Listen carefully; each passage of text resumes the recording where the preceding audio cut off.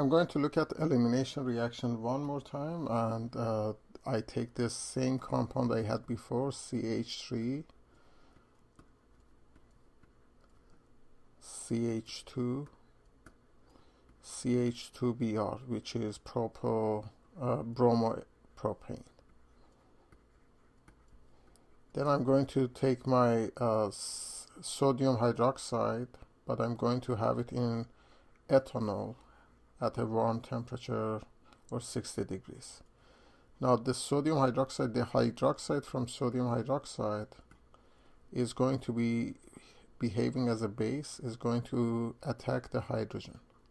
The hydrogen's electrons are going to collapse in, and the bromide's electron is going to travel out. So your product is an alkene rather. You still have CH3 on this corner, but this C now will have a double bond. You have one hydrogen and two hydrogen left on this, and bromide comes out as a living group. It's going to mix with sodium, so you would have sodium bromide, and now you have produced an alkene. And this reaction is E2 elimination bimolecular, meaning since I wrote it in one complex, the rate of E2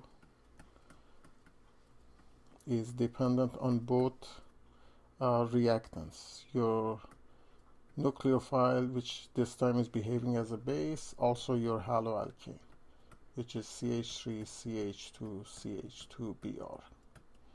I also want to give you the E1 version of this. So if it goes through E1, I give you the same molecule.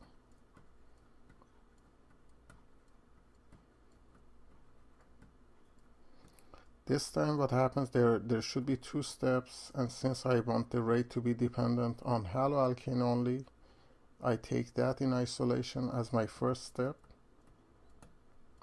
And I'm going to remove the bromine to produce a carbocation. This is my slow, this is my rate determining step, and I will form a carbocation, CH3, CH. I still have one H that I'm going to lose in the next step, CH2